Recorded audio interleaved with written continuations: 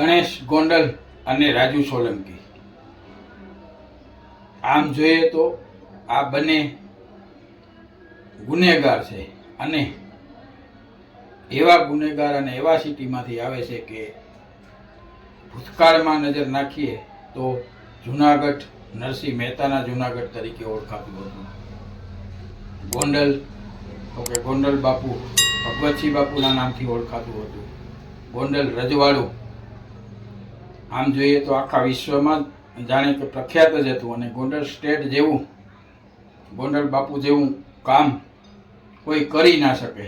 ગોંડલ સ્ટેટમાં ભગવતસિંહ બાપુનો એક નિયમ હતો કે કોઈ પણ બેન દીકરી પણ અભ્યાસ કર્યા વિનાની રહેવી ન જોઈએ. આવો ભવ્ય અને ભવ્યાતીત ગોંડલનો ઇતિહાસ હતો. પણ ઇતિહાસ એ ઇતિહાસ હોય છે. આપણે ઇતિહાસમાં જીવવાનું હોતું નથી, વર્તમાનમાં જીવવાનું હોય છે. આ બાજુ જુનાગઢનો પણ એવો જ ઇતિહાસ સંકળાયેલો છે. ધર્મનગરી, ગિરનારની ગોદ, ગિરનાર, આ બધું એક વિચારીએ તો આપણને એક અનેરો આનંદ આવે છે, આપણને ગર્વ થાય છે. પરંતુ સમય જતાં ગોંડલ પણ જાણે કે ગુંડા નગરી બની ગઈ હતી. એવી જ રીતે જુનાગઢમાં પણ ગુંડાગીરી વકરી રહી હતી.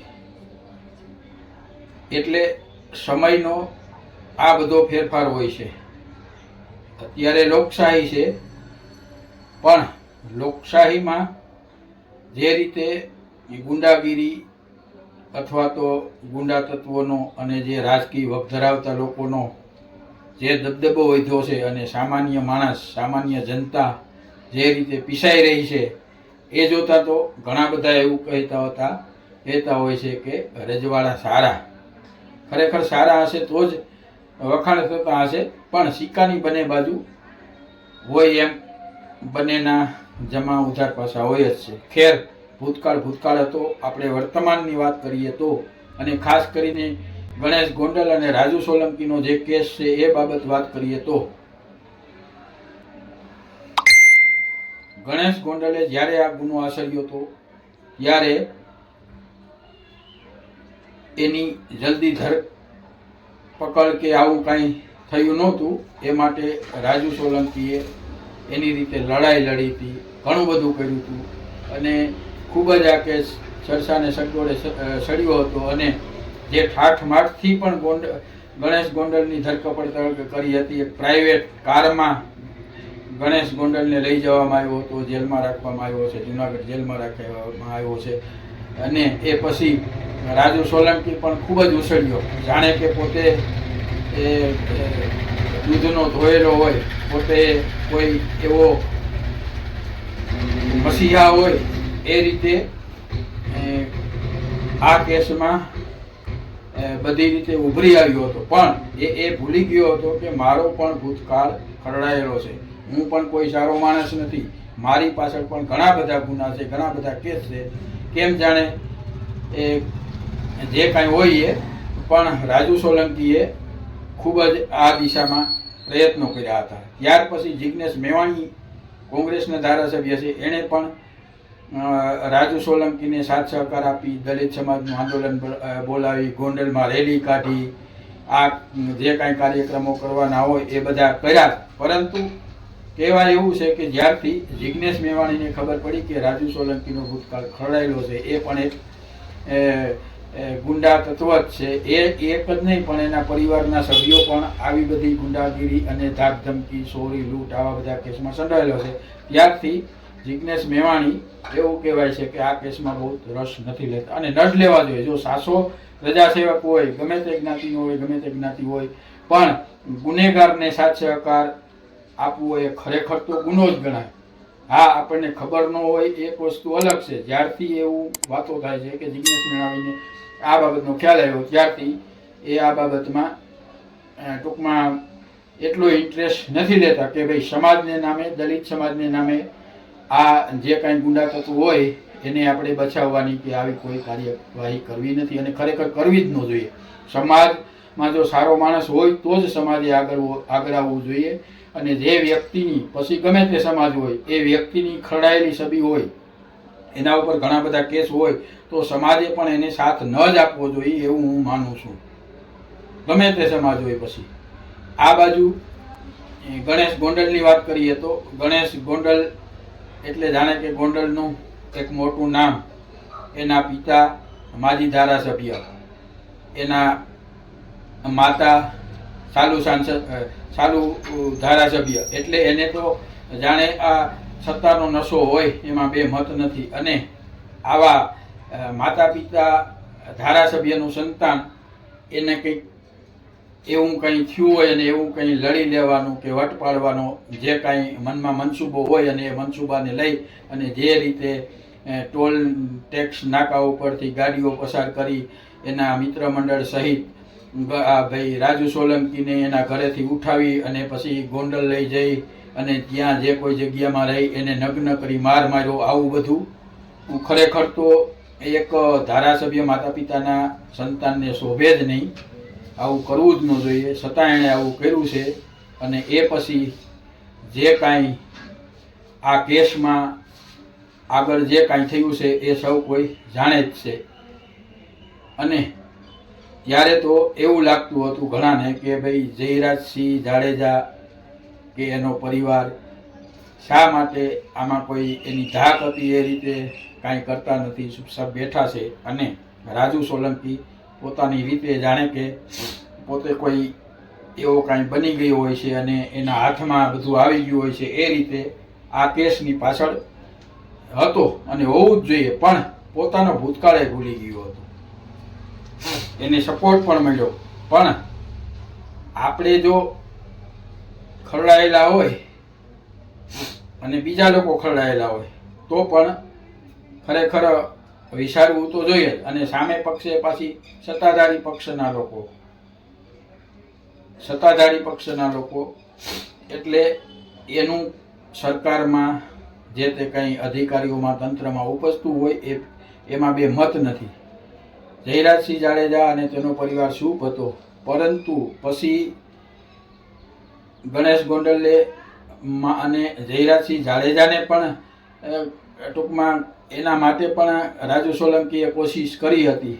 પરંતુ જેમ બાજી પલટી જાય, ક્યારે બાજી પલટે એનું કાંઈ નક્કી નહીં, એવી રીતે જે કોઈના મગજમાં આવો વિચાર આવ્યો હોય કે રાજુ સોલંકીના જે કાંઈ કેસ છે એને લઈને ગુસ્સી કોર્ટમાં એને ફિટ કરી દો એટલે એનું કામ ખતમ.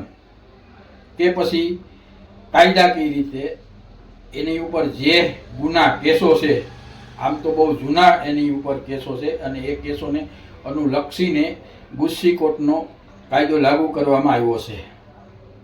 જે કાંઈ હોય એ પણ આ એક પ્રકારની સાલ હોય એવું બધા કહી રહ્યા છે. એવું બધાને લાગે છે કે ભાઈ રાજુ સોલંકી ને દબાવી દેવાનો એક આ પ્રયાસ છે. ખેર, પ્રયાસ હોવો જ જોઈએ કાયદાકીય રીતે કે જે કાંઈ રીતે, કારણ કે એ પણ કોઈ દૂધે ધોયેલો નથી. પણ થોડાક સવાલો તો બધાના મનમાં ઉઠતા જ હોય છે કે અત્યાર સુધી ગુસ્સી કોર્ટનો કાયદો લાગુ ન કર્યો. રાજુ સોલંકી તો 2014થી કે આવા ગુના આચરતો રહે છે અને આવું બધું ચોરી લૂંટફાટ એવા ઘણા બધા ગુનામાં એના પરિવારો સહિત કેસો નોંધાયેલા છે. ત્યારે કોઈ આવું કાંઈ થયું નહીં અને એ છૂટથી ફરતો હતો. અને હવે આ ગણેશ ગોંડલ સામે એણે જે શિંગડા ભરાવ્યા છે એટલે હવે રાજુ સોલંકીને આ રીતે ચારે બાજુથી ગળીઓ ભીસવામાં આવે છે. જ્યાં સુધી ચૂંટણીમાં કે કોઈમાં એનો ઉપયોગ કરવાનો હતો ત્યાં સુધી કરી લીધો હશે, પણ હવે યુઝ એન્ડ થ્રો ની નીતિ મુજબ રાજુ સોલંકીને ફિટ કરી દીધો છે. રાજુ સોલંકી એ ઉપર જાણે કે એકદમ ફટાફટ સુપરફાસ્ટની જેમ કેસ કરી કોર્ટમાં રજૂ કરી અને રિમાન્ડ પણ માગી લીધા અને એને 3 દિવસના રિમાન્ડ પણ મળી ગયા છે. 3 દિવસના રિમાન્ડ પછી હવે પાછા રિમાન્ડ માગશે પોલીસ. કોર્ટ એને રિમાન્ડ આપશે કે નહીં એ તો સમય છે, સમય બતાવશે. પણ અત્યારે તો જે રીતે જોઈએ એ રીતે રાજુ સોલંકી બરોબર એક પ્રકારની ભીષમાં છે, કારણ કે એનો આખો પરિવાર અત્યારે જેલમાં છે અને ગુસ્સી કોર્ટ મુજબ કાયદો પણ એવો છે કે વર્ષ 1.5-2 વર્ષ સુધી તો એને કાંઈ એમાં કાંઈ કરી જ ન શકે, જામીન ન મળે કે બીજું કાંઈ. આવું બધું આ કાયદાના બહુ કડક નિયમ છે, કારણ કે એ સામાજિક ગુંડા ટોળકી બનાવીને આશરાતા ગુનાઓ માટે અથવા તો આતંકી જેવી પ્રવૃત્તિ થતી હોય એવા ગુના માટે આ ગુસ્સી કોર્ટનો ઉપયોગ થતો હોય છે. અને આ ગુસ્સી કોર્ટનો મારા ખ્યાલ પ્રમાણે ગુજરાતમાં 4થો કેસ છે. જે કાંઈ હોય એ તો કાયદાકીય બાબત છે, કોર્ટની બાબત છે, એટલે એની રીતે ચાલતા હોય છે. પણ આપણે તો જે સમાજમાં જે વાતો થતી હોય છે, જે આપણે જોતા હોય છે, એ બધું આપણે વિચારતા હોય છે અને એને લક્ષીને આપણે આપણું મંતવ્ય જણાવતા હોય છે. હવે સામે બાજુ ગણેશ ગોંડલ હાઈકોર્ટમાં એનો જામીનનો કેસ ચાલે છે અને એ જામીન માટેની પણ હમણાં તારીખ છે. એટલે સમાજમાં એવી વાતો છે કે ગણેશ ગોંડલ એ જામીનમાં એને જામીન મળી જશે. કારણ એ કે સાલુ ધારાસભ્યના પુત્ર છે અને સરકાર પણ એની જ છે. એટલે જે એક પ્રકારનો તંત્રનો ઉપયોગ કરતા હોય સાલુ સરકાર કે સાલુ ધારાસભ્ય, કે પછી એમાં જે કાંઈ કાયદાકીય રીતે જે કાંઈ સટકબારી હોય એ બધી બારીનો અભ્યાસ કરીને ગણેશ ગોંડલ હવે જેલમાંથી છૂટી જશે અને રાજુ સોલંકી જેલના સળિયાની પાછળ જેલની કોટડીમાં રાજુ સોલંકી સહિત એનો પરિવાર સળતો રહે છે. એટલે જે કાંઈ હવે પછી રાજુ સોલંકી એનું જે કાંઈ પગલું હોય એ પગલું આગળ ન વધી શકે. અને રાજુ સોલંકીએ જે રીતે આક્ષેપો કર્યા હતા કે મને જયરાજસિંહ જાડેજાએ એટલા કરોડની સમાધાન માટેની ઓફર આપી છે, આવું છે, તેવું છે, ફલાણું છે, ઢીકડું છે, જે કાંઈ હોય. પણ હવે રાજુ સોલંકી બરોબર સંકદામાં ફસાયો છે અને એમાંથી નીકળવું એને બહુ ભારે પડશે.